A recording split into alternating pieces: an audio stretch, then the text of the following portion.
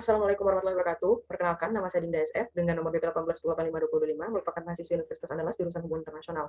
Melalui video ini, saya akan melakukan seminar mengenai hasil dari penelitian saya yang berjudul Peran Indonesia dalam Upaya Penyelesaian Kudeta Militer Myanmar tahun 2021.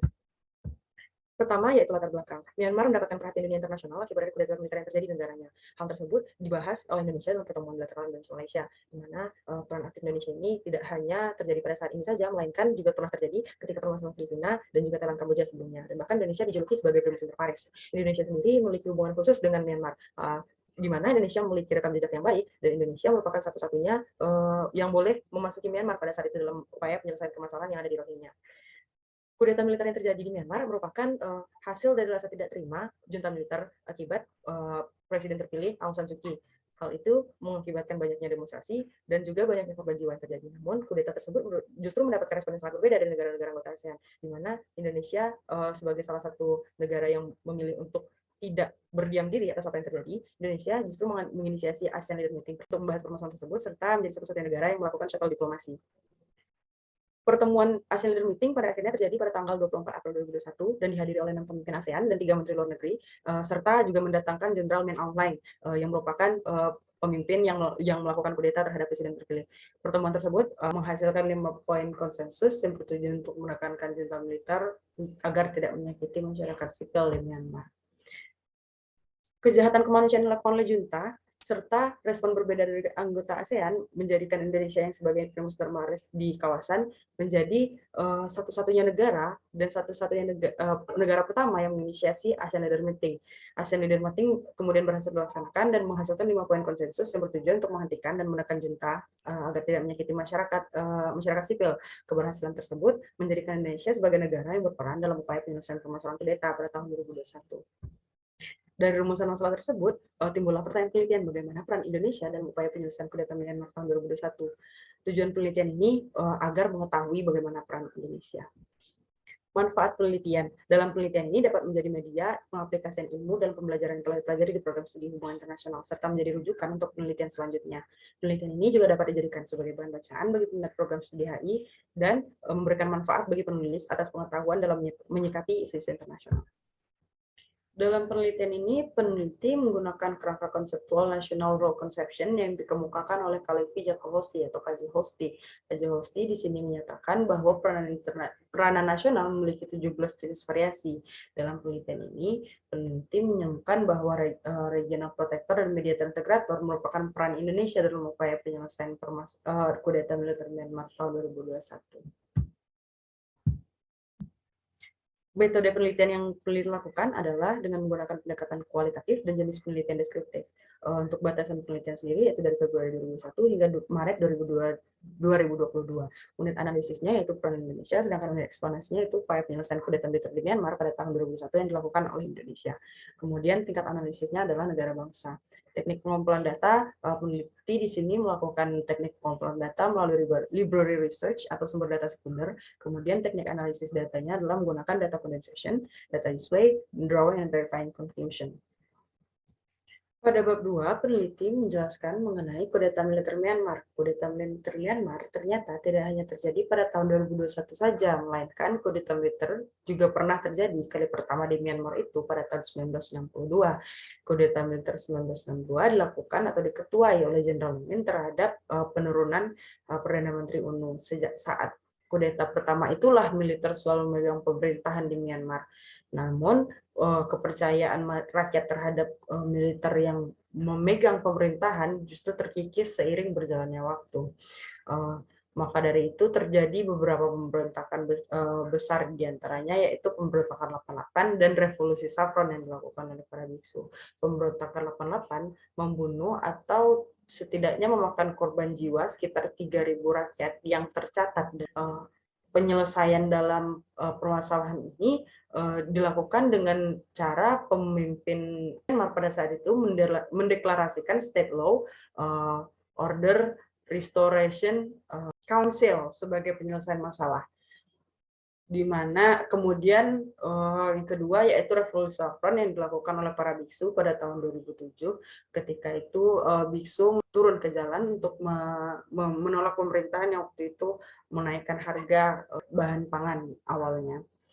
menentang pemerintahan juga pada saat itu. Setidaknya ada 1.000 dari 3.000 tahanan yang ditahan oleh junta militer merupakan biksu. Kemudian yang kedua itu kudeta militer tahun 2021. Kudeta militer tahun 2021 mengakibatkan banyak hal yang terjadi, baik itu secara nasional dan juga secara internasional. Secara nasional, kudeta militer tahun 2021 mengakibatkan runtuhnya perekonomian di Myanmar, meningkatkan kemiskinan yang semakin parah di Myanmar dan menjadikan alasan sebagai penarikan diri dari perusahaan luar untuk menarik dirinya keluar dari Myanmar karena kejahatan kemanusiaan yang telah dilakukan oleh Myanmar tersebut. Kemudian dampak internasionalnya yaitu stabilitas kawasan yang diakibatkan oleh perubahan demografi di Thailand akibat dari para pengungsi Myanmar yang datang berbondong ke perbatasan antara Myanmar dan Thailand. Kemudian perpecahan suara negara anggota ASEAN terhadap kudeta militer juga merupakan dampak dari kudeta militer itu sendiri. Pada bab 3, peneliti menjelaskan mengenai hubungan bilateral Indonesia dan Myanmar, di mana sebelum kemerdekaan hubungan Indonesia dan Myanmar ternyata telah terjalin lebih dari 1.000 tahun lamanya. Pada saat itu Indonesia di bawah kerajaan Majapahit yang dikepalai oleh Hayam Wuruk tengah berada pada masa keemasannya. Pada masa tersebut terdapat banyak produksi literatur sejarah yang menggambarkan hubungan diplomatik ataupun hubungan ekonomi antar negara dengan negara Indonesia dengan negara anggota ASEAN lainnya, termasuk dalamnya Myanmar. Kemudian pasca kemerdekaan, di sini peneliti menjelaskan secara kronologis di mana pada masa pemerintahan Soekarno, yang pertama yang di-highlight adalah ketika waktu itu Indonesia saling membantu dengan Myanmar ketika Indonesia memiliki permasalahan saat agresi militer Belanda, di mana Indonesia menyewakan pesawat RI-001 Dakota kepada Myanmar untuk mendapatkan izin mengudara pada saat itu. Begitu juga dengan Myanmar yang menyewa pesawat Indonesia untuk melakukan banyak kepentingan negaranya. Pada masa Soeharto, SLROC yang awalnya yang merupakan pemimpin dan merupakan hasil dari deklarasi pemberontakan 1988 melakukan kunjungan dengan banyak delegasi ke Jakarta pada saat itu untuk belajar kepada Indonesia mengenai duifungsi ABRI ketika masa pemerintahan Soeharto.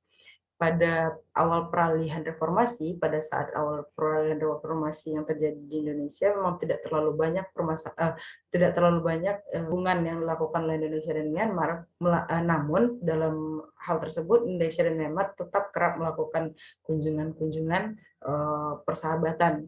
Pada masa SBY, ketika pada masa SBY tersebut adalah pada tahun 2008, yaitu tepat pada setahun pasca terjadinya revolusi Saffron, Indonesia melakukan Bali Demokrasi Forum pertama kali. Melalui Bali Demokrasi Forum tersebut, Indonesia secara persuasif, secara tidak langsung mengajak Myanmar dalam Bali Demokrasi Forum tersebut dengan tujuan untuk mendapatkan atau memberikan nilai-nilai atau mengajarkan nilai-nilai demokrasi kepada Myanmar agar Myanmar mulai melakukan transisi untuk demokrasi di negaranya.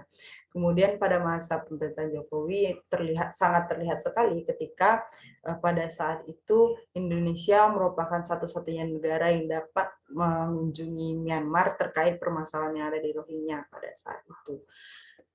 Kemudian hubungan bilateral Indonesia dengan Myanmar pada saat kudeta militer tahun 2021, di mana Indonesia mengeluarkan kebijakan luar negeri untuk merespon kudeta, terutama dalam upaya penyelesaian permasalahan yang terjadi di Myanmar sebagai negara yang memiliki kedekatan dengan Myanmar. Kebijakan-kebijakan tersebut merupakan suatu instrumen yang kemudian digunakan oleh Indonesia untuk mencapai kepentingan nasional Indonesia sendiri. Pada bab 4, yaitu peneliti menjelaskan mengenai analisis peran Indonesia dalam upaya penyelesaian kudeta militer Myanmar tahun 2021, di mana di sini peneliti menemukan bahwa Indonesia ternyata menjalankan dua peran dalam permasalahan ini, yaitu sebagai regional protector dan mediator integrator. Pertama, mengapa Indonesia dikatakan sebagai regional protector? Karena Indonesia menjadi inisiator dalam penyelesaian permasalahan yang ada di Myanmar ini, pada saat pertemuan bilateral yang dilakukan oleh Jokowi Dodo dengan Muhyiddin Yassin pada tanggal 5 Februari, Indonesia meminta Menteri Luar Negeri Indonesia dan Menteri Luar Negeri Malaysia untuk berbicara dengan Ketua ASEAN pada saat itu untuk menyelesaikan permasalahan yang ada di Myanmar secara kekeluargaan sebagai satu keluarga. Kemudian yang kedua yaitu Indonesia mendorong dilaksanakannya ASEAN Leader Meeting.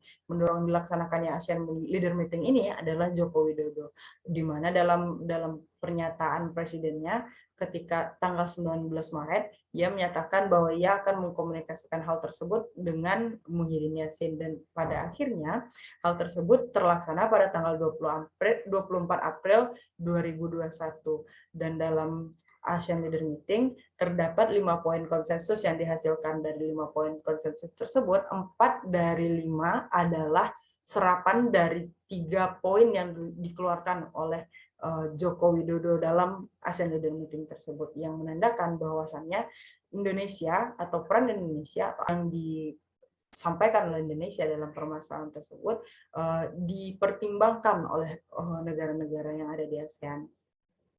Kemudian yang ketiga yaitu Indonesia terus menekankan kewajiban untuk melindungi rakyat Myanmar dan stabilitas kawasan. Hal ini disebutkan oleh Menteri Luar Negeri Retno Marsudi dan juga Presiden Republik Indonesia Joko Widodo di setiap kesempatan yang ada. Kemudian nomor 4 yaitu Indonesia memiliki tanggung jawab moral sebagai negara yang memiliki prinsip luar negeri bebas aktif, di mana Indonesia sebagai negara dengan politik luar negeri bebas aktifnya, ia memiliki tanggung jawab moral untuk melindungi kawasan dan juga perdamaian yang ada di dunia.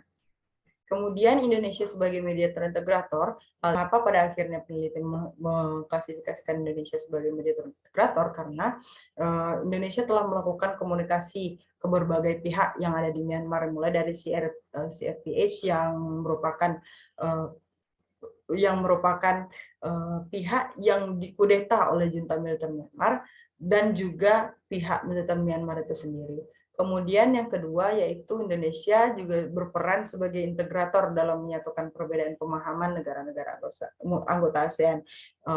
Integrasi yang dilakukan oleh Indonesia ini dilakukan melalui shuttle diplomasi yang dilakukan oleh Indonesia, baik shuttle diplomasi yang dilakukan oleh Indonesia secara tidak langsung, itu yang pertama dilakukan kepada Brunei Darussalam, yang kedua yaitu kepada Singapura, yang ketiga yaitu ke Thailand, yang keempat itu rencananya adalah ke Myanmar, namun ke Myanmar tidak jadi dilakukan karena terdapat banyak penolakan dan kesalahpahaman terhadap kunjungan Indonesia ke Myanmar pada saat itu. Kemudian kenapa Indonesia menjadi mediator integrator? Juga karena Indonesia melakukan upaya terus-menerus dan secara berkelanjutan. Dalam hal ini, Indonesia tidak hanya menyatakan hanya akan melakukan atau mengambil peran dalam permasalahan ini, melainkan Indonesia juga melakukannya dengan aksi, dan Indonesia melakukannya secara terus-menerus, baik mulai dari ketika Indonesia menginisiasi penyelesaian permasalahan pada 5 Februari tahun 2021 hingga ketika Indonesia pada akhirnya memutuskan untuk tidak memasukkan Myanmar ke dalam Bali Demokrasi Forum. Kemudian dapat disimpulkan bahwa dari 17 konsep yang dikemukakan atau yang dikeluarkan oleh KJ Hosti pada tahun 1970, terdapat 2 peran yang dilakukan oleh Indonesia dalam permasalahan yang terjadi di Myanmar, yaitu regional protector dan mediator integrator. Dan saran di sini apabila akan melakukan penelitian yang sama, gunakanlah konsep dan hasil yang dapat memberikan masukan atau dijadikan pertimbangan untuk saran atau kebijakan terhadap pemerintah Indonesia. Kemudian